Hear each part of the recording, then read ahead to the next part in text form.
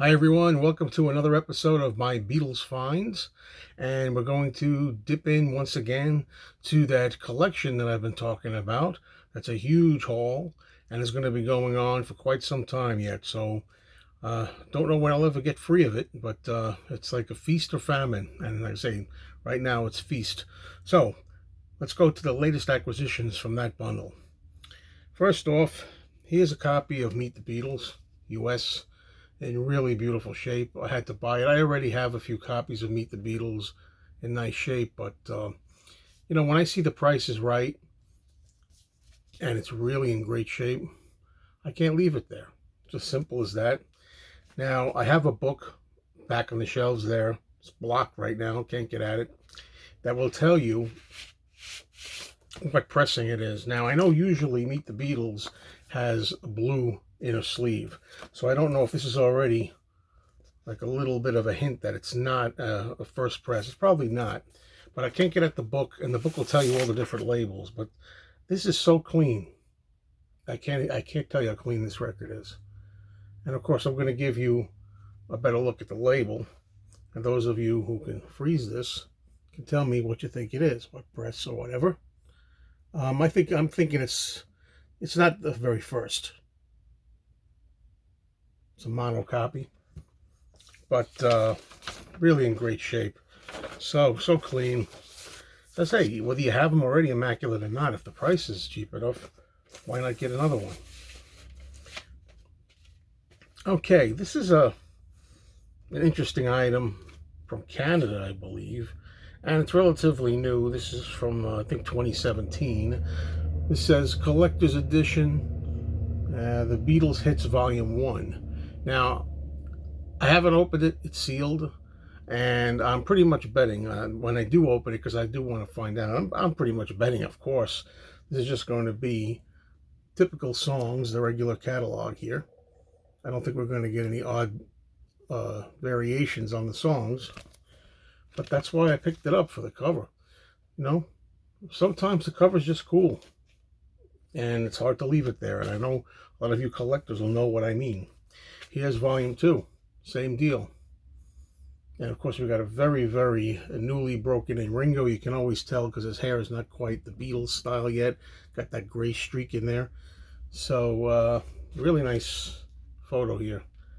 And of course, there are the songs. So you can see it's probably going to be a mixed variation of the regular recordings. Okay, don't know exactly what this is. This does not have a cover. This is, let's see, Beatle Views, I guess interviews. The 1966 American Tour by Ken Douglas, who's a narrator. Compiled, edited, and produced by Ring Around the Pops from Louisville, Kentucky. And you can see the topics that are discussed here.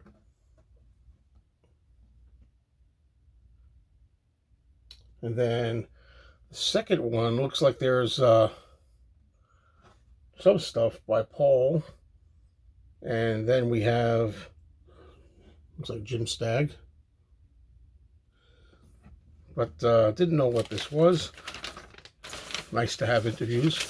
I have a lot of interviews with the Beatles, and always looking for more.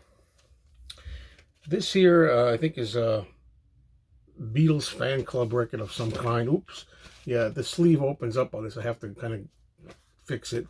I usually say, rather than glue it shut, I just put it in one of those plastic outer sleeves, and that takes care of things. But anyway, yeah, thank you, members.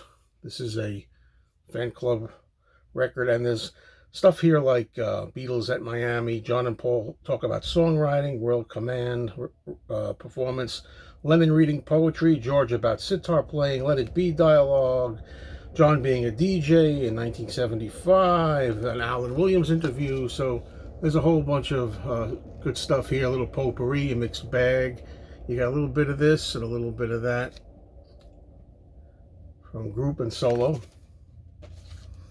Now, this is always good to have for the cover. Now, the interesting thing about this is they had two of them there. This one here is just simply called Quarrymen Rehearse with Stu Sutcliffe, Spring 1960. This is one of the earliest photos of John, Paul, and George, which is really a nice shot. It's good to have that on an album. And on the back here, we got a self-portrait by Stu Sutcliffe, it says, on the back there. And what I'm wondering is that the other one says introducing the Quarrymen or something like. It's the same cover, but it says or reintroducing. It might be reintroducing the Quarrymen or something. And I think I have that one. So it was a little bit of a gamble because I have one of these, and I think the one I have is the one that I didn't pick up. So there you have it. Okay, this is interesting because now I'm told that in this collection, supposedly there were a lot of Israeli pressings in there, and that's really exciting because I don't have many Israeli pressings. And this one here is called Beetles Greatest from Israel, and it's on the portrait label, which is interesting because that's, I think, the same label we're talking about that Ringo was on. And back cover, you can see the track listing here. But I'll keep it there a little longer. You can freeze it if you like. But yeah, as I say, the record, it's on that portrait record label. I apologize for the sounds of the train going by. It's just a busy time at the moment. One day I'll be living in a house, and hopefully there won't be any of that. But you'll never know because there could be a train running next to the house. Right? Who knows? All right, now I'm going to take a moment here to show you a 45. This is the only 7-inch record that I have in this batch here. This is a bootleg, and what's interesting, I think, about it is it's a double-sided 45. I used to have this, again, I refer to that old collection I had way back in the 1970s and 1980s. This was something I had in there. One side says McCartney, Long Tall Sally, and that's a 1973 Paul McCartney and Wings performance of Long Tall Sally. And then the other side, of course, we get the Lennon knockoff. And this one is Hound Dog, which is John Lennon from the 1-to-1 concert in August of 1972. So we have 2 live performances. You know, the record's fun. Heavy Records, it says.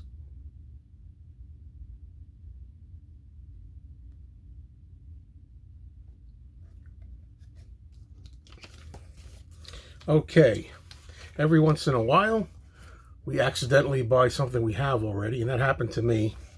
I thought I might have this, but I wasn't sure. The 12-inch version of the UK Paul McCartney Birthday, and on this particular release, he does the song Birthday live from Nebworth.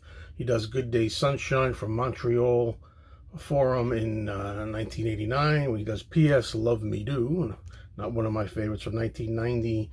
And Let 'Em In he does in 1990. So this is like live Paul, 12-inch. As I say, I wound up checking after the fact and I already have it. But it was not expensive. And it's always good to keep for a trade. You can always trade somebody. But this item I know I didn't have, and I picked this up. Once again, I believe this is from England. And this is Paul McCartney, My Brave Face. Really nice 12-inch version of this. I have this on a 7-inch record with a picture sleeve, but this time we've got it on the 12-inch full-size record. It has My Brave Face, and it says, from the forthcoming album, not yet to be released, Flowers in the Dirt. And then it has, Flying to My Home, I'm Gonna Be a Wheel Someday, and Ain't That a Shame. And there's the inner sleeve. And there's the record.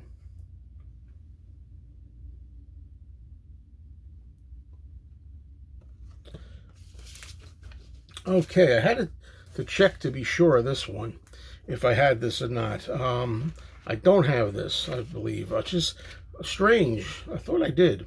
It's a relatively common Ringo boot. That's called Riz Off, which I always took that to mean get the hell out of here kind of thing, but bug off or something, but maybe back off boogaloo. It's got a lot of different stuff on here for those interested.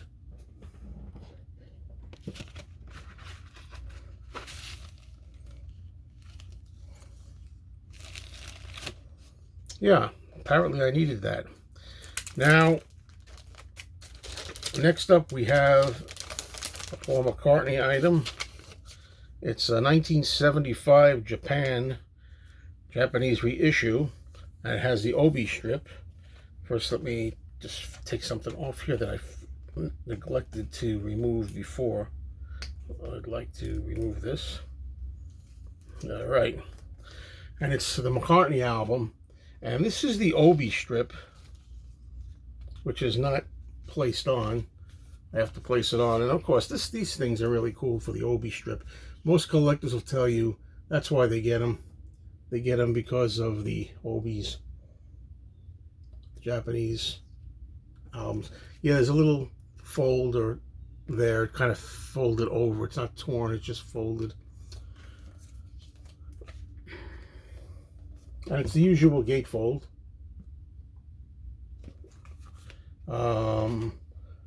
Let's see, here's the album. It's on Capitol, I should mention. It's not on Apple.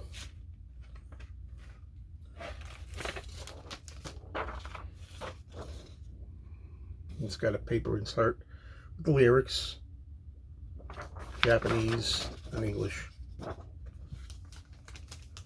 Okay, keeping right along in that vein, another Japanese album I have here, and I'm going to also take a moment to take this out of the sleeve, if you'll allow me.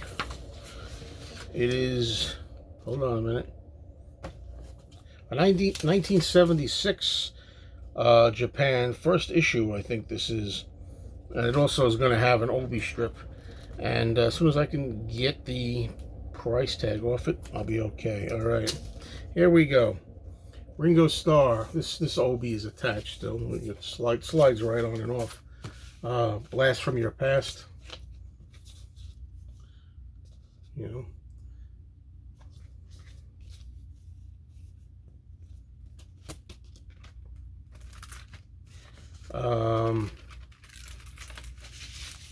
It retains the red apple, bright red apple, and the Japanese inner sleeve, of course, that comes with a lot of these. I bought a lot of these back in the day in the 1970s when I was pretty young. And it also has the inner sleeve that we're more familiar with here. Has the lyrics on it. And also another sleeve with lyrics.